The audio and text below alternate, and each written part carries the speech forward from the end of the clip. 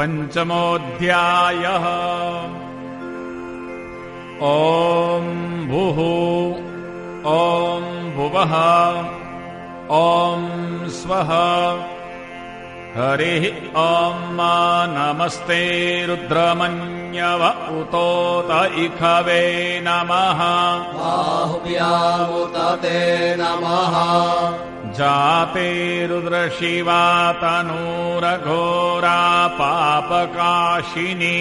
प्रयातस्तन्वाशन्तमया गिरिशन्ताभिचाकशीः। जामेखुङ्गिरिशन्तहस्ते बिभर्षस्तवे। शिवाङ्गिरित्रताम् कुरु माहि गोसीः पुरुखम् जगत।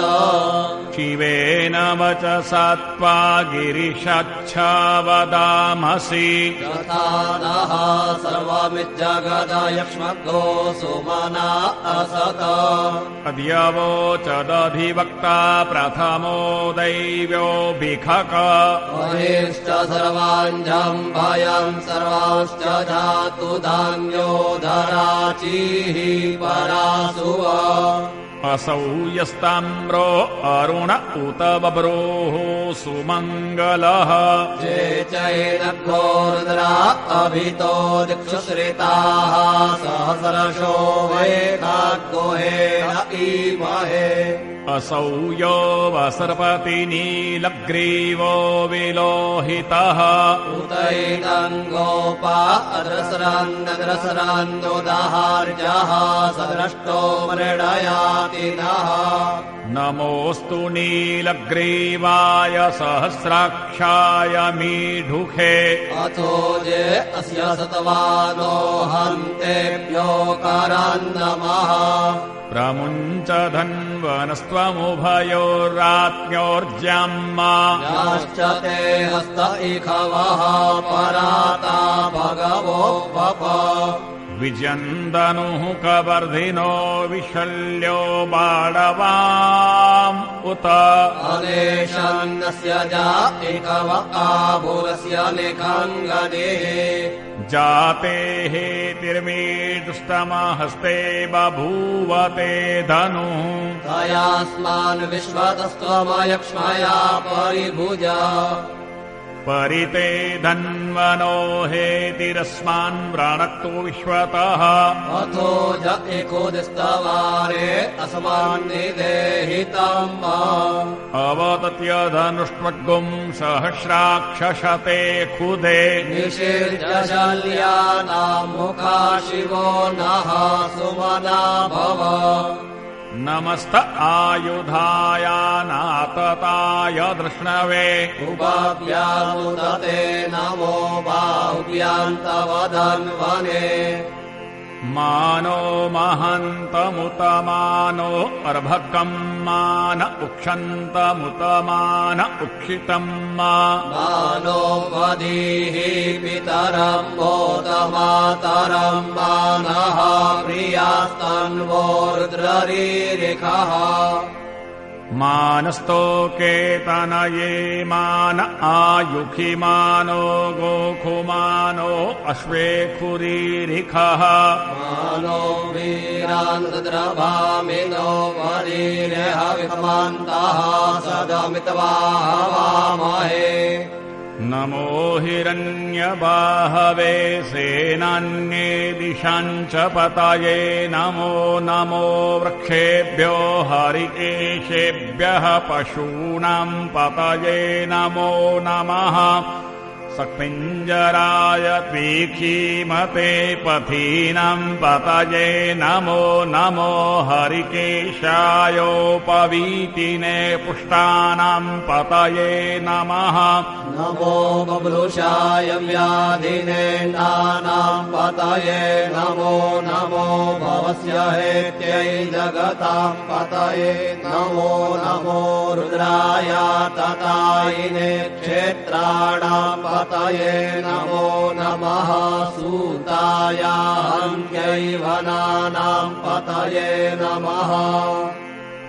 नमो रोहिताय स्थपतये वृक्षाणाम् पतये नमो नमो भुवन्तये वारिवस्क्रेताय औषधीनाम् पतये नमो नमो मन्त्रिणे वाणिज्याय वृक्षाणाम् पतये नमो नम उच्चैर्गोखाय क्रन्दयते पत्तीनाम् पतये नमः नमः कृष्णाय तया धावते सत्त्वानाम् पतये नमो नमः सहमानाय निर्यातिन आव्याधिनीनाम् पतये नमो नमो निखङ्गिणे ककुभायस्तेनानाम् पतये नमो नमो विचेरवे परिचराय रण्यानाम् पतये नमः नमो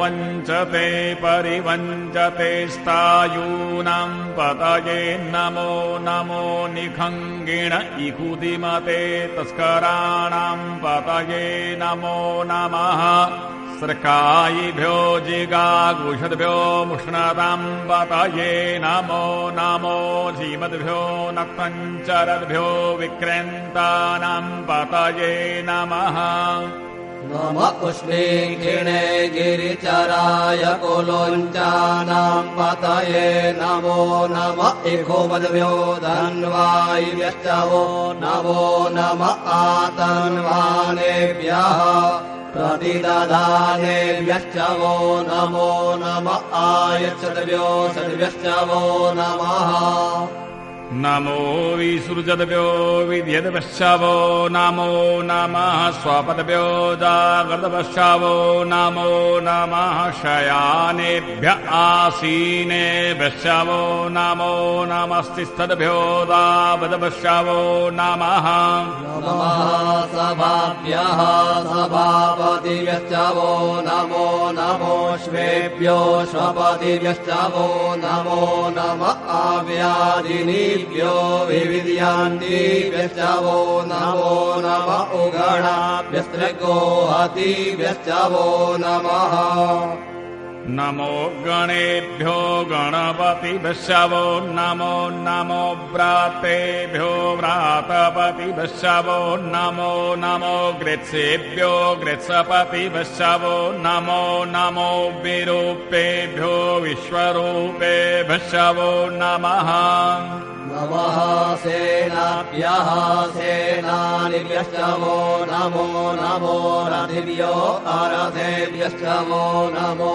नमः क्षत्रेभ्यः सङ्ग्रहीकेभ्यश्च वो नमो नमो महद्भ्यो अर्भकेभ्यश्च वो नमः नमस्तक्षभ्यो रथकारेभ्यश्च वो नमो नमः कुलालेभ्यः कर्मारेभ्यश्च वो नमो नमो निखादेभ्यः पुञ्जिष्ठेभ्यश्च वो नमो नमः स्वनिभ्यो मृगयुभ्यश्च वो नमः नमः शभ्यः शपतिभ्यश्च वो नमो नमो भवाय च रुद्राय च नमः शर्वाय च पशुपतये च नमो नीलग्रीवाय च श्रुतिकण्ठाय च नमः कपर्दिरे च विप्तकेशाय च नमः सहस्राक्षाय च शतधन्वने च नमो गिरिशयाय च शिपिविष्टाय च नमो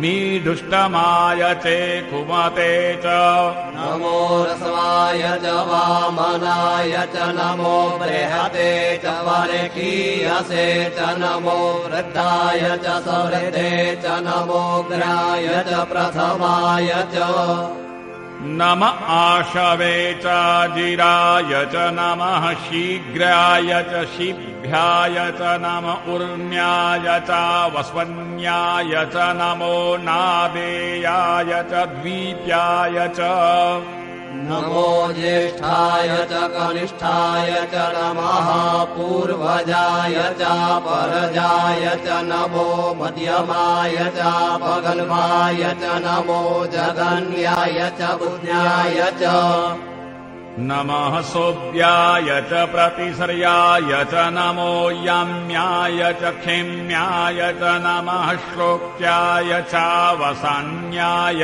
च नमः ऊर्वर्याय च खल्याय च नमो वन्द्याय च कक्षाय च नमः श्रवाय च प्रतिश्रवाय च नमः आशुकेणाय चाशुरताय च नमः शूराय चावभेदिने च नमो बिल्मिने च कवचिने च नमो वर्मिणे च वरूथिने च नमः श्रुताय च श्रुतसेनाय च नमो दुन्दुभ्याय च हनन्याय च नमो कृष्णवे च प्रमृषाय च नमो निखङ्गिणे चेहुधिमते च नमस्तीक्ष्णे खवे चायुधिने च नमः सायुधाय च सुधन्वने च नमः श्रुत्याय च पथ्याय च नमः काट्याय च नीप्याय च नमः कूल्याय च सरस्याय च नमो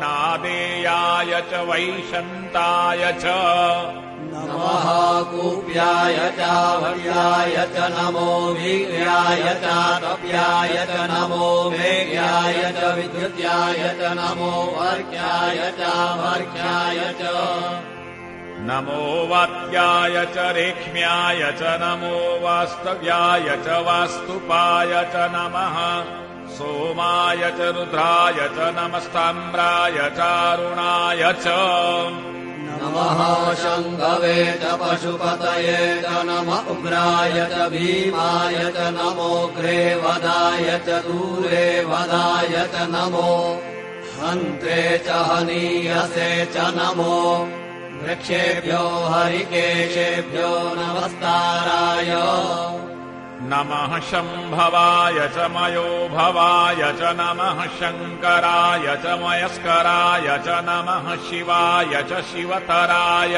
च नमः पार्जाय च वार्जाय च नमः प्रतरणाय चोत्तरणाय च नमस्तीर्थ्याय च कुल्याय च नमः शक्याय च भेन्याय च नमः सिकत्याय च प्रभाज्याय च नमः किगौशिलाय च क्षणाय च नमः कपर्दिने च पुलस्तये च नमः इरिन्याय च प्रपथ्याय च नमो वृद्ध्याय च गोष्ठ्याय च नमस्तल्भ्याय च गेह्याय च नमो हृदयाय च निवेक्याय च नमः काट्याय च गह्वरेष्ठाय च नमः शुक्याय च हरित्याय च नमः पागुंसव्याय च रजस्याय च नमो लोप्याय चोल्लप्याय च नमः ऊर्व्याय च सूर्याय च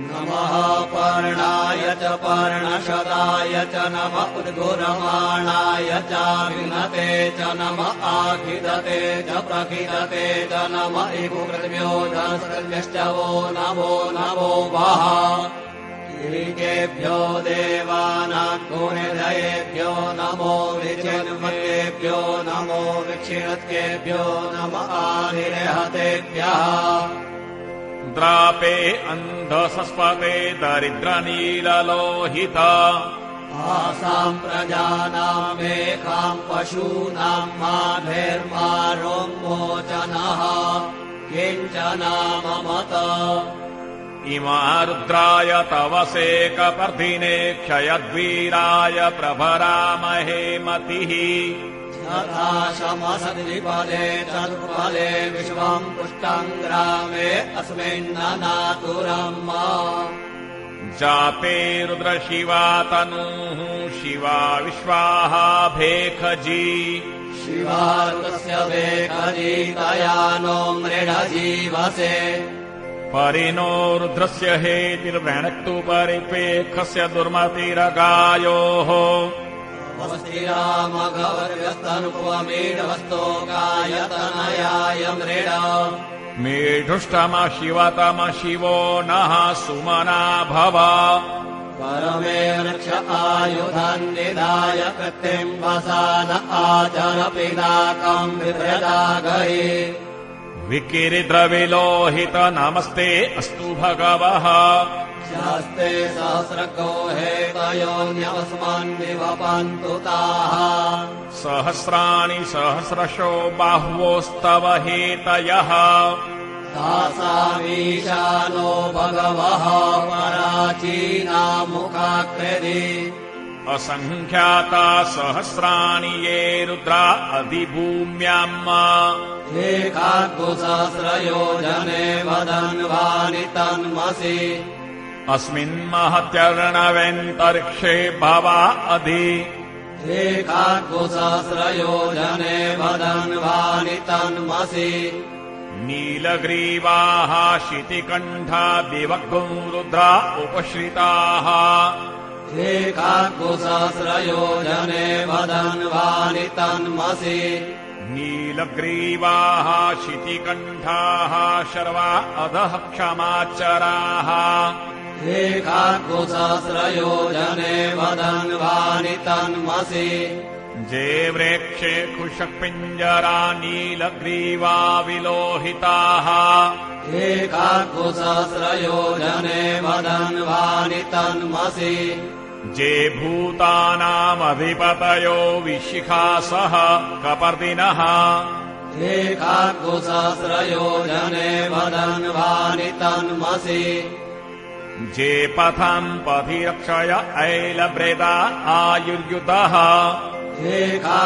एकाग्सहस्रयोजने वदन्वानि तन्मसि जे तीर्थानि प्रचरन्ति श्रेकाहस्तानि खङ्गिणः एकाग्सहस्रयोजने वदन्वानि तन्मसि जेन्नेखु विविद्यन्ति पात्रेखु पिबतो जनान्न एकाग्सहस्रयोजने वदन्वानि तन्मसि ज एतावन्तश्च भूयागुसश्च दिशो रुद्रावितस्थिरे एकाग्सहस्रयोजने वदन्वानि तन्मसि नमोऽस्तु रुद्रेभ्यो ये दिवि एकाम्बरेखमिखवः येभ्यो दश प्राचीर्दश दक्षिणा दश प्रतीचीर्दशोदीचीर्दशोर्ध्वाः तेभ्यो नमो अस्तु तेनो वन्तु तेनो मृडयन्तु ते जन्दिक्मोदश्च नो द्वेष्टितमेखाञ्जम्भेर्मः नमोऽस्तु रुद्रेभ्यो जयन्तर्क्षे जेखाम्बात इखवः येभ्यो दश प्राचीर्दश दक्षिणा दश प्रतीचीर्दशोदीचीर्दशोर्ध्वाः तेभ्यो नमो अस्तु तेनो वन्तु तेनो मृडयन्तु ते जन्दिक्मोदश्च नो द्वेष्टितमेखाञ्जम्भेर्मः नमोऽस्तु रुद्रेभ्यो जे पृथिव्याम् जेखामन्नमिखवः येभ्यो दश प्राचीर्दश दक्षिणा दश प्रतीचीर्दशोदीचीर्दशोर्ध्वाः तेभ्यो नमो अस्तु तेनो वन्तु तेनो मृडयन्तु ते जन्दिक्मोदश्च नो द्वेष्टितमेखाञ्जम्भेर्मः ॐ भुः ॐ भुवः ॐ स्वः